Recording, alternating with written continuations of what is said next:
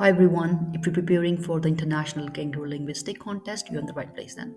This time I'm not giving you only the correct answers because anyone can do that. Today I'm giving you the tips and all the strategies behind the answers. And the most important thing, how to spot the traps that the examiner set for you. In this video, I'll cover three main areas from 2023 past paper for the grades 11 and 12. And the first area is the reading comprehension, the second is a closed test, and the third one is how to master vocabulary. Let's start with the text about Ragamuffin Day. The biggest mistake you all make here, is reading every single word before looking at the questions in exam. Please don't do that because it will waste your time. Instead, use the scanner eliminate method. Let me tell you how. Remember to answer any kind of MCQs in exams. Don't read the whole text in detail first because time matters there. Read the options first, then scan the text for the keywords to prove them right or wrong. So here the first question says, according to the text, let's suppose what ragamuffin was, means what kind of day was it. So you scan the whole text for the keywords that is describing the behavior. Now look at the first option, Halloween and Thanksgiving were one and the same thing. What do you do now? You just scan for the word Halloween in the text, right?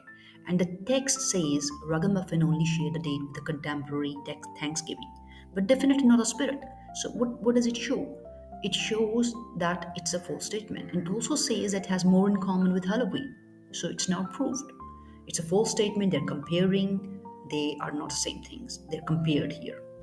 Now look at option B. Ragamuffin Day definitely originated in immigrant neighborhoods. Let me give you a tip here. When you see the word like definitely, it means something definite or something with surety. This is an extreme word, right? Which mostly signals that the answer is wrong because text or the text for comprehension in exams, they usually discuss gray areas, means they need interpretations. So what do you do now? You scan for the words like immigrant and origin. So here is evidence for you. The text says the origins are clouded in mist. You can also see pinned it on immigrant communities, but that it might also have been means the word might there, modal verb used. It means there are possibilities, right? It's nothing with surety. So always has been a way for Americans to dissociate themselves. So what is the answer now? The answer is wrong here. Now look at the option C here. Ragamuffin and Halloween have nothing in common. So watch out. I mean, this is a word again, like definitely nothing. There is absolutely nothing in common. So it could be a wrong answer as well. Scan for the word Halloween. We already know the text explicitly states, indeed, Ragamuffin has more in common with how we celebrate Halloween. So it's a false statement. They have a lot in common. Now, look at the option D here. Ragamuffin was an unruly tradition. What is unruly? It means wild, right? Scan for the words that is describing this kind of behavior. So your text is full of synonyms for unruly, means which means wild.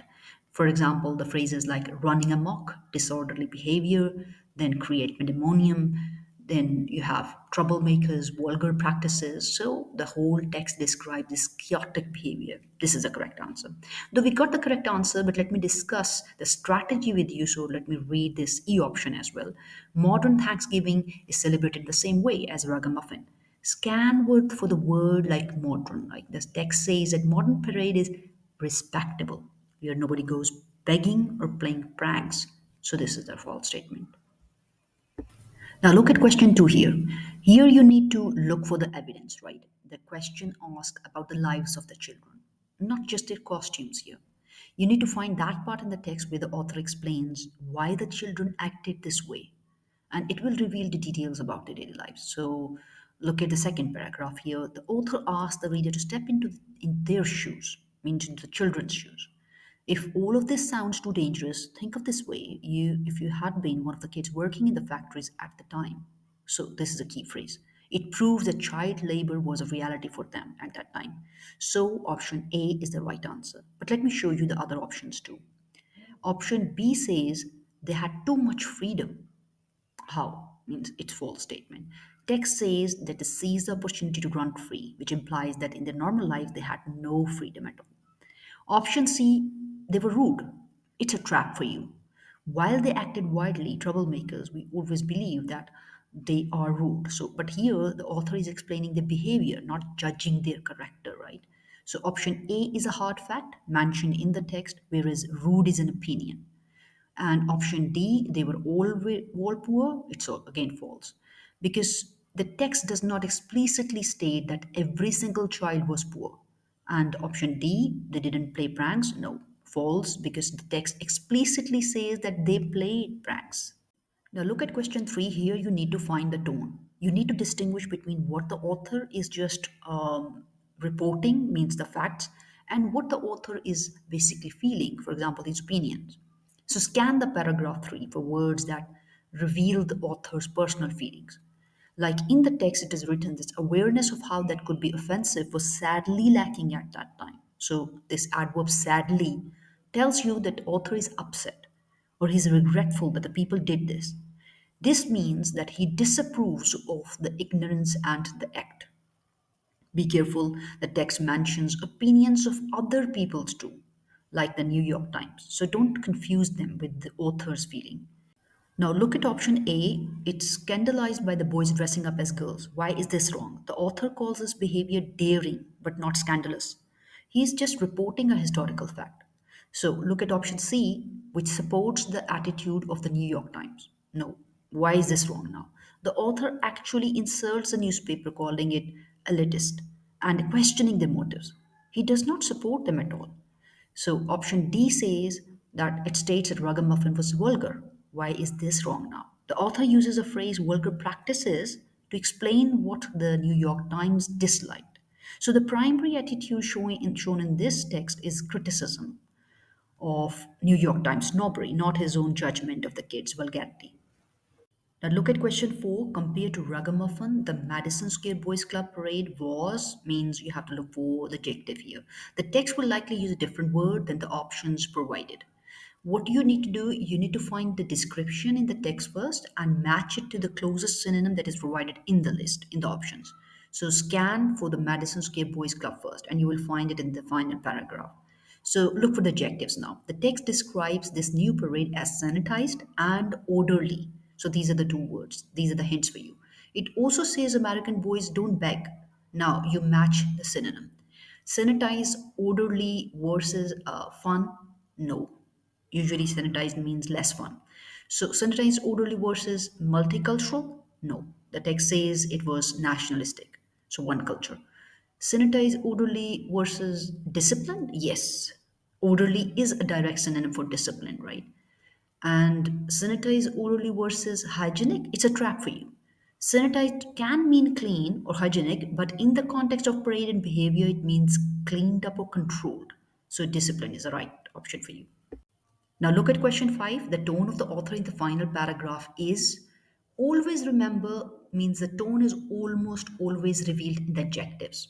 So go to the very end, read the final sentence of the text carefully. For example, the text says, Ragamuffin Day is nothing but a memory today, and one can't help but wonder if. So the author is saying one can't help but wonder. Now match the emotions here. Is he shouting by saying this? Is he means angry, offended? No. Is he crying? Means is it desperate? No, not at all. Is it cheering or is it joyful? No. Is it thinking or questioning? Yes. So contemplative means deep thinking or wondering, or you can say reflecting on something. Since the author is wondering if something good was lost, he is being contemplative. Now look at the question 6 to 10. This type of question is called rephrasing. Here the goal is to say this exact same thing using the different vocabulary or the grammar. So first you need to identify the trigger word there. Look at the first sentence, means there's a pure sentence, right? So the first sentence, find the word or phrase that is missing in the second sentence. This is what you need to translate basically. Then the second thing is you determine the grammatical change, because sometimes you need to change the grammar as well. Usually, the second sentence forces you to change the grammar structure. For example, if it is an active voice, you need to change it into passive voice. If it is a verb, you have to change it to noun. So these kind of changes you need to bring here. Now look at question 6, new measures beginning tomorrow. And the options given to you with effect from or effectively for a start for. Basically, the word beginning is missing in the second sentence, right? So you need a formal phrase that means starting from. So here there are two options which has opposite meaning, for example, or different meaning. For example, effectively it means something is running smoothly, or the other one is for a change. It also has some opposite meaning there. So there are three options with you now. You have to choose from. For example, if you say from starting, it's a bad grammar, right? You can't say from starting. And if you say for a start, it means to begin with, and it's informal. So what you are left with effect from, it's a standard formal phrase for the start dates. Now look at question 7. The word scolded is in sentence 1 but missing in sentence 2. So you need a synonym for the word scold, right? So there is a phrasal verb tell off which means scold. So here you have to check the grammar basically. So there are three options with you here, which has off in the end. It means the phrasal verb that is telling off, was told off, and being told off. So which one fits in here? He felt dash. It means somebody scolded him. So the structure here requires a gerund phrase, right? He felt. Can you say he felt telling off? No. He felt was told off? No. So you need a gerund phrase. Gerund phrase means ing phrase acting as a noun first. He felt the act of being scolded was unfair. Means here you have to give the message like the act of being scolded. So you can say being told off. Now look at question 8. It's a conditional sentence because there is if there. If you happen to spot the car. Remember in English, in formal English, we can remove if with and replace it with should. So the rule is if you see him, should you see him? You can't write were you or might you because were you is for second conditional. It's used for the unreal situations, right? But calling the police here is the real command. And there are two other things that is weren't you or hadn't you. These are this it can change the meaning to negative. So it is also not possible. So you can write there should you there. So question number 9 says Bob apparently was. So apparently means people say or what people believe in. For example, the structure for this is supposed to be. Means apparently means supposed to be. But Bob was a painter in his youth. That was a past. And is supposed to be means he is a painter now. So what is the best option here? That Bob is supposed to have been. So he was a painter in the past. It's equal to that.